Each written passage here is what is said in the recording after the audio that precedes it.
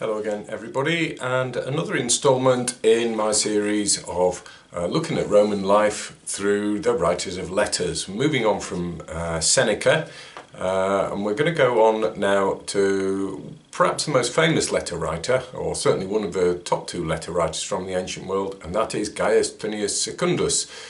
Born mid-1st century, died early 2nd century, had an interesting career altogether.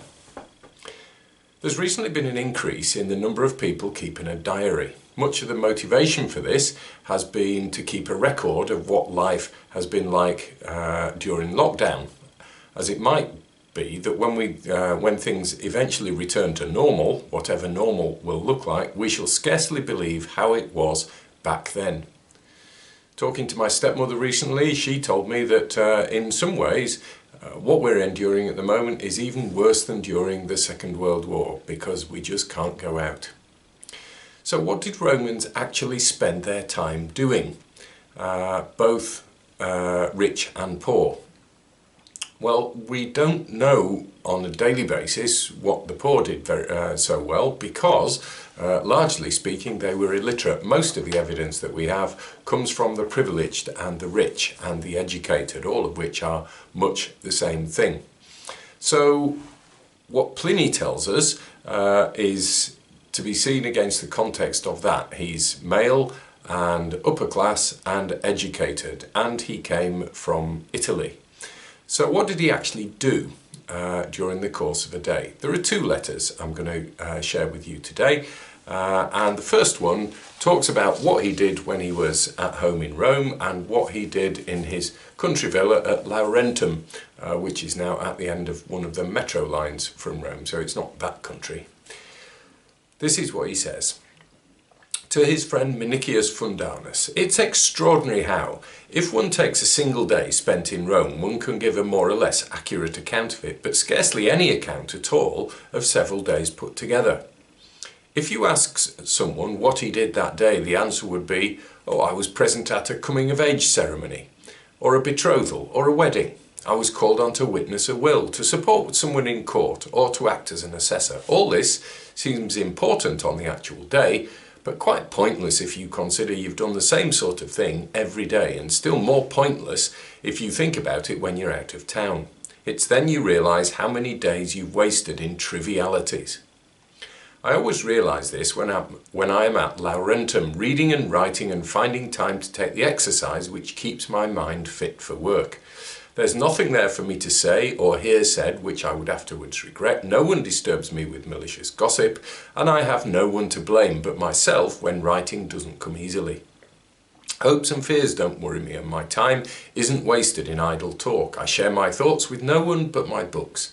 It's a good life, and a genuine one, a seclusion which is happy and honourable, more rewarding than any busyness can be.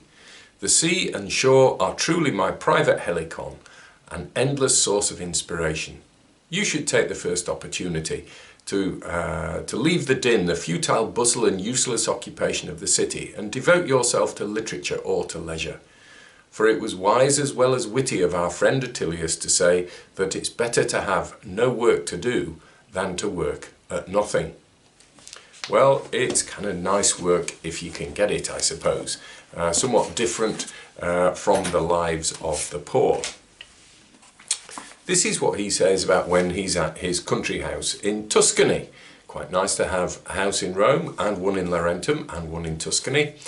But here's what he says. So, Gaius Plinius to his dear friend Fuscus, greetings. You ask how I arrange my summertime days at my Tuscan villa.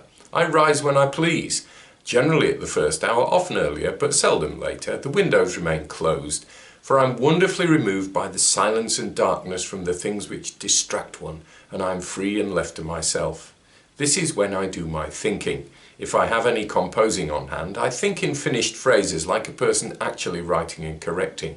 This is the way I compose, now less, now more, depending on whether the subject is easy or difficult, and how much my memory can retain.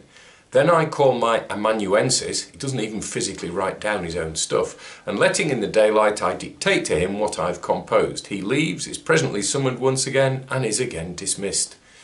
About the 4th or 5th hour, for I don't observe a definite fixed hour, as the weather permits, I betake myself to the terrace or to the covered portico, and there I meditate upon and dictate the rest. Then I enter my carriage, and there also I do the same as I did walking or lying down. By this change my attention is refreshed and it lasts longer. I sleep a little again, take a walk. After that I read aloud and with vigour a Greek or Latin oration, not so much for the sake of my voice as of my digestion, though the voice is strengthened also.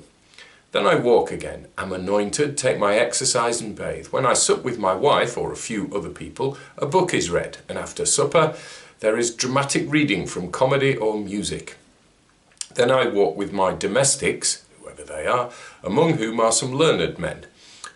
Thus the evening is lengthened by varied conversation, and however long the day, it is quickly spent.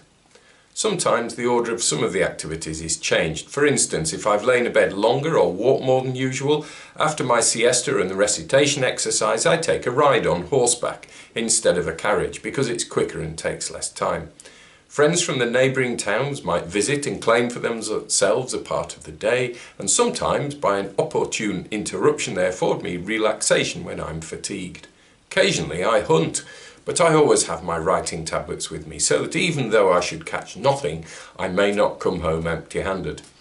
I don't devote enough time to my tenant farmers, at least so it seems to them, yet I find that their rustic complaints give a fillip to my writing and to these cityfied activities.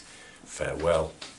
Well, if you're Pliny, if you're upper class and privileged, it's a life of leisure and lounging around and literature. Somewhat removed from the life of the poor and slaves and those more remotely located, as we heard with the letter from Vindolanda. Now, if you were to write a letter or keep a diary, how would it look, both next year and in the distant future? There's a challenge.